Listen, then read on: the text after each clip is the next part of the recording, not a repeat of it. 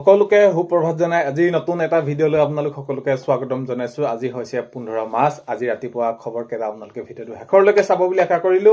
শেষত আপোনালোকে ভিডিঅ'টো চাই আপোনালোকৰ মতামত কমেণ্টৰ জৰিয়তে জনাব। প্ৰথমটো খবৰ হৈছে দুদিনীয়া কাৰ্যসূচীৰে অসমত উপস্থিত হৈছে গৃহমন্ত্ৰী অমিত শ্বাহ ডাঙৰীয়া। এতিয়া দুদিনীয়া কাৰ্যসূচীৰে তেওঁ অসমত উপস্থিত হৈছে। এতিয়া আগন্তুক ২৬ৰ নিৰ্বাচন যিহেতু আহি আছে, নিৰ্বাচনৰ প্ৰাকখনত নিজৰ দলৰ হৈ সেই যি প্ৰাৰ্থী তালিকা হওক বা যি তেওঁলোকৰ নিৰ্বাচনৰ প্ৰচাৰ সেই সম্বন্ধীয় তেওঁলোকে সেইখিনি অংশগ্ৰহণ কৰিব আৰু বিভিন্ন কাৰ্যসূচীত অংশগ্ৰহণ কৰিব অমিত শ্বাহ ডাঙৰীয়াই। তো হয়, দুদিনীয়া কাৰ্যসূচীৰে অসমত উপস্থিত হৈছে প্ৰধানমন্ত্ৰী ডাঙৰীয়া। তেওঁ দুদিনীয়া কাৰ্যসূচীৰে যিহেতু অসমলৈ আহিছিলে, অসম যি কাৰ্যসূচী শেষ কৰি উভতনি যাত্ৰাৰ পাছতে এতিয়া আমি দেখা গ'ল যে আমি সেইখিনি দেখা পালোঁ, দুদিনীয়া কাৰ্যসূচীৰে অসমত উপস্থিত হ'ল গৃহমন্ত্ৰী অমিত শ্বাহ ডাঙৰীয়া।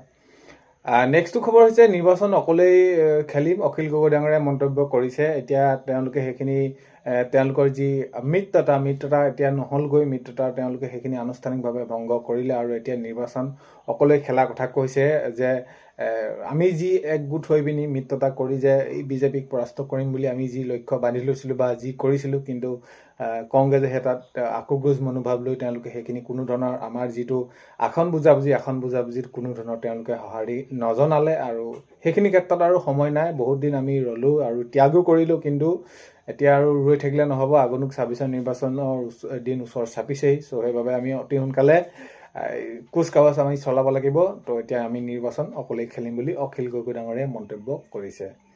নেক্সটটো খবৰ হৈছে ৰাজ্যত একেৰাহে বৰষুণ আৰু ধাৰাসাৰ ধুমুহা অহা সম্ভাৱনা। তো হয়, ৰাজ্যত এতিয়া একেৰাহে ধাৰাসাৰ বৰষুণৰ লগতে ধুমুহা অহা সম্ভাৱনা, সতৰ্ক হৈ থাকিব। যিহেতু এতিয়া ইতিমধ্যে আপোনালোকে দেখিছে যোৱা দুদিনত কি পৰিস্থিতি হৈছে। তো বিভিন্ন ঠাইত ৰাজ্যত ধুমুহা হৈছে, বৰষুণ হৈছে। চ' সেইবাবে আপোনালোকে অতি যাতে ক্ষয় ক্ষতি নহয় সেইখিনিলৈ আপোনালোকে সাৱধানে থাকিব। কাৰণ কেলৈ সম্ভাৱনা আছে, সেইখিনি বতৰ বিজ্ঞান কেন্দ্ৰই সেইখিনি জানিবলৈ দিছে। তো ধুমুহা আহিব পাৰে, ধুমুহাৰ পৰা কেনেদৰে কি পৰিত্ৰাণ পাব পাৰি সেইখিনি আপোনালোকে মুঠৰ ওপৰত বৰষুণৰ সময়ত, ধুমুহাৰ সময়ত আপোনালোকে সজাগ হৈ থাকিব।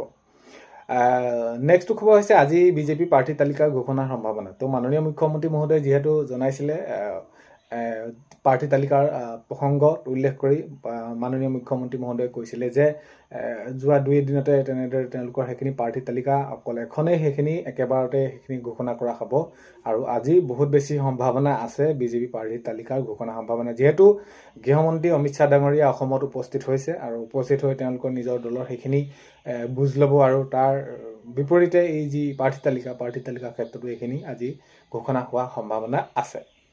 নেক্সটটো খবৰ হৈছে কংগ্ৰেছৰ দ্বিতীয় প্ৰাৰ্থী তালিকা ঘোষণা। এতিয়া আমি দেখা গ'ল যে যোৱা কংগ্ৰেছে যি ঘোষণা কৰিছিলে প্ৰাৰ্থী তালিকা ঘোষণা কৰা হ'ব বুলি, ইতিমধ্যে কংগ্ৰেছে ঘোষণা কৰিলে প্ৰাৰ্থী তালিকা, আৰু প্ৰাৰ্থী তালিকা ঘোষণা কৰি তেওঁলোকে সেইখিনি নিজৰ যি সাংগঠনিক ভেটি সবল কৰিবৰ বাবে নিজ তেওঁলোকৰ সেইখিনি কাৰ্যসূচীত অংশগ্ৰহণ কৰিব। আৰু এতিয়া আগন্তুক ২৬ৰ বিধানসভা নিৰ্বাচনলৈ বহুত এটা বেছি দিন নাই আৰু 2 দিনৰ ভিতৰতে সেইখিনি তেওঁলোকে নিজৰ সেইখিনি সকলোখিনি ঠান্তিক লগাই ল'ব লাগিব। কাৰণ কেলৈ নিৰ্বাচনত এইবাৰ বিজেপিক পৰাস্ত কৰাটোৱে হৈছে মূল লক্ষ্য কংগ্ৰেছৰ। নেক্সটটো খবৰ হৈছে ৰাইজৰ দলৰ দ্বিতীয় প্ৰাৰ্থী তালিকা ঘোষণা। ৰাইজৰ দলৰ ফালৰ পৰা তেওঁলোকে নিজৰ দ্বিতীয় প্ৰাৰ্থী তালিকা ঘোষণা কৰা দেখা গৈছে। এতিয়া ৰাইজৰ দলে অকলেই তেনেদৰে নিৰ্বাচন খেলাৰ সিদ্ধান্ত গ্ৰহণ কৰিছে। কাৰণ কেলৈ মিত্ৰতা প্ৰসংগত মই সেইখিনি কৈছোঁৱেই, মিত্ৰতা প্ৰসংগত এতিয়া তেওঁলোকে কোনো ধৰণৰ তেওঁলোকৰ বাবে নাহিলে ভাল খবৰ। সেইবাবে তেওঁলোকে সেইখিনি অকলেই যি মিত্ৰতাত নোহোৱাকৈ তেওঁলোকে অকলেই এইখিনি এবাৰ নিৰ্বাচন খেলাৰ সংকল্প তেওঁলোকে লৈছে।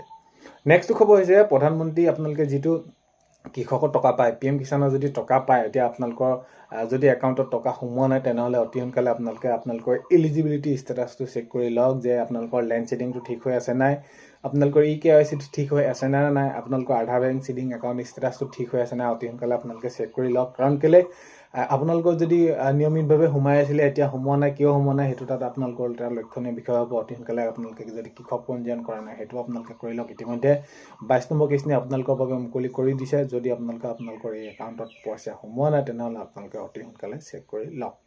নেক্সট খবৰ অতি এটা গুৰুত্বপূৰ্ণ খবৰ, এইটো যে এতিয়া আমি দেখা গৈছে ৰাজ্যত বিভিন্ন প্ৰান্তত অৰুণোদয় হিতাধিকাৰী যিসকলে প্ৰথম পৰ্যায়ৰ পৰা পাইছিলে, দ্বিতীয় পৰ্যায়টো পাইছিলে, কিন্তু এইবাৰ যি 9,000 টকা তেওঁলোকক দিয়া হ'ল অৰুণোদয় হিতাধিকাৰী সকলক, প্ৰায় 40 লাখ মহিলাক, কিন্তু এতিয়াও বহুতে অৰুণোদয় আঁচনি নাপালে। তেওঁলোকে যি এতিয়া আমি দেখিছোঁ এইখিনি তেওঁলোকে যোগ্য প্ৰাৰ্থী, তেওঁলোকে সেইখিনি তেওঁলোকে হিতাধিকাৰী তেওঁলোকে সেইখিনি পাব লাগিছিলে কিন্তু নাপালে। এইখিনি তেওঁলোকৰ ধৰ্ণা কাৰ্যসূচী কৰিছে বা তেওঁলোকে প্ৰতিবাদ জনাইছে, দাবী কৰিছে আমি পাব লাগে বুলি। কাৰণ কেলৈ অৰুণোদয় আঁচনিখন ৰূপায়ণ কৰা হৈছিলে দুখীয়া দৰিদ্ৰ সীমাৰেখাতলৰ পৰিয়ালৰ মহিলাৰ বাবে, বিশেষভাৱে সক্ষম লোকৰ বাবে, কোনোবা যদি বিয়া নাই হোৱা তেওঁলোকৰ বাবে। আৰু এতিয়া এই যে অৰুণোদয় আঁচনি যদি তেওঁলোকে সেইখিনি সাঙুৰি নলয়, তেওঁলোকে যদি নপৰে, তেনেহ'লে পাব কোনে? এইখিনিক লৈ তেওঁলোকে সেইখিনি ক্ষোভ প্ৰকাশ কৈছে যে আমি পাব লাগে অৰুণোদয় আঁচনি। এতিয়া এটা কথা স্পষ্টকৈ আপোনালোকক এইখিনি কওঁ, যদি আপোনালোকৰ যদি কিবা কাৰণত আধাৰটো লিংক হৈ থকা নাই, আপোনালোকৰ ধৰি লওক মেছেজটো আহিছে, তেনেহ'লে আপোনালোকে আধাৰটো লিংক কৰি দিয়াৰ লগে লগে আপোনালোকে পাব। বাকী যিসকল ধৰি লওক আপোনালোকক কোনোবাই আশা দি আছে যে আপোনালোকে পাব আৰু অলপ দিন ৰওক, এইখিনি আপোনালোকক যদি এনেদৰে কৈ আছে, তেনেহ'লে আপোনালোকক মই এইখিনিতে স্পষ্টকৈ ক'ব বিচাৰিছোঁ যে অৰুণোদয় আঁচনি যি DBTৰ জৰিয়তে প্ৰায় 40 লাখ মহিলাক দিলে এই 10 তাৰিখৰ দিনাখনি, সেই তেতিয়াই সকলো মহিলালৈ এৰি দিলে। বাকী আৰু আপোনালোকৰ পাবলগীয়া নাই, আপোনালোকৰ নামটো কাটা গৈছে। তো আপোনালোকে সেইখিনি গম পাইছে। তো এতিয়া আৰু আগন্তুক সময়ত যেতিয়া নেকি অৰুণোদয় 4 ওলাব, মাননীয় মুখ্যমন্ত্ৰী মহোদয় জনাইছে অতি সোনকালে অৰুণোদয় আঁচনিৰ 4 ওলাব, তেতিয়াহে আপোনালোকে আবেদন কৰিলে আকৌ পাব। এইখিনি আপোনালোকৰ কটা গৈছে। আৰু আপোনালোকে যদি এই নামখিনি প্ৰথম পৰ্যায়ৰ পৰা পাই আহিছিলে, দ্বিতীয় পৰ্যায়টো আপোনালোকে পাই আহিছিলে, তাৰপাছত যদি আপোনালোকে আবেদন কৰিছিলে, ধৰি লওক আপোনালোকে পঞ্চায়তলৈ মাতিছিলে বা আপোনালোকৰ DC অফিচলৈ মাতিছিলে, তেতিয়া আপোনালোকে যদি ফৰ্মখন পূৰ কৰিছিলে, তেনেহ'লে আপোনালোকে নিশ্চয় সোমাব আপোনালোকৰ একাউণ্টত। কিন্তু এতিয়ালৈ বহুত এটা বেছি দেৰি হৈ গ'ল, 15 তাৰিখ হ'ল আৰু ইমান দিনলৈকে নোসোমায়। যদি আপোনালোকৰ মেছেজটো আহিছিলে, মেছেজটো আহিলেতো যদি সোমোৱা নাই, তেনেহ'লে আপোনালোকে গম পাব আপোনালোকে বেংকত আপোনালোকৰ আধাৰ লিংকটো হৈ থকা নাই। তেনেহ'লে আপোনালোকে আধাৰ লিংকটো কৰি দিলে আপোনালোকে বেংকত আপোনালোকৰ সোমাই যাব। নেক্সটটো খবৰ হৈছে চৰকাৰী ঘৰ অতি সোনকালে জিঅ'টেক কৰাসকলে চৰকাৰী ঘৰ পাবলৈ গৈ আছে। চৰকাৰী ঘৰৰ ক্ষেত্ৰত মাননীয় মুখ্যমন্ত্ৰী মহোদয়ে জনাইছে যে কেন্দ্ৰীয় চৰকাৰৰ পৰা অতি সোনকালে বহুতখিনি ঘৰ তেনেদৰে তেওঁলোকে অনুমোদন পাব। আৰু তাৰ পিছৰ পৰ্যায়তে এতিয়া জিঅ'টেক যিসকলক কৰিছিলে, এতিয়া শেহতীয়াকৈ যিসকলে ঘৰত গৈ জিঅ'টেক কৰিছিলে, লিষ্টত নাম আহিছিলে, তেওঁলোকৰ পৰা আকৌ ডকুমেণ্ট লৈ গৈছিলে, তেওঁলোকক অতি সোনকালে চৰকাৰী ঘৰ দিয়াৰ ক্ষেত্ৰতো সেইখিনি ব্যৱস্থা কৰা হ'ব। আৰু অতি সোনকালে আপোনালোকে নিৰ্বাচনৰ পিছতে বহুতো এতিয়া লোকে পাব। এতিয়া কোনসকলে পাব, কোনসকলে নাপাব, এইখিনি ক্ষেত্ৰত বহুতে সুধি আছে যে আমি পাম নাপাম, কি হ'ব নহ'ব। তো এইখিনি আপোনালোকক জনাইছোঁ যে যিসকল হিতাধিকাৰী ঘৰ প্ৰকৃততে পাবলগীয়া, তেওঁলোকে দিব আৰু আপোনালোকে সেই সকলোখিনি পাব। নেক্সট খবৰ হৈছে বিদ্যালয় প্ৰাদেশিকৰণ কৰাৰ ক্ষেত্ৰক লৈ বিদ্যালয় প্ৰাদেশিকৰণৰ যি পৰ্টেলটো কি হ'ল, পৰ্টেলত আপডেট হৈ আছে। আপোনালোকে যদি কিবা ডকুমেণ্ট খেলি মেলি বা আপোনালোকে দিব পৰা নাই আপডেট, তো তেনেহ'লে পৰ্টেলৰ সকলোখিনি ঠান ঠিক লগাই আছে। এইখিনি আপোনালোকে আগন্তুক সময়ত আপোনালোকে আকৌ সেইখিনি কি কৰিব পাৰিব, শুধৰণি কৰিব পাৰিব।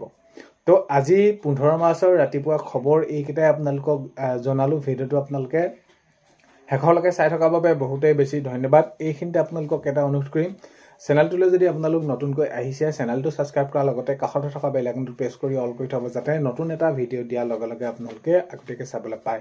যদি ভিডিঅ'টো চাই ভাল পালে লাইক এটা কৰি দিব আৰু শ্বেয়াৰ কৰি দিব বুলি আশা কৰিলোঁ। আজিলৈ অন্য এটা ভিডিঅ'তে লগ পোৱাৰ আশাৰে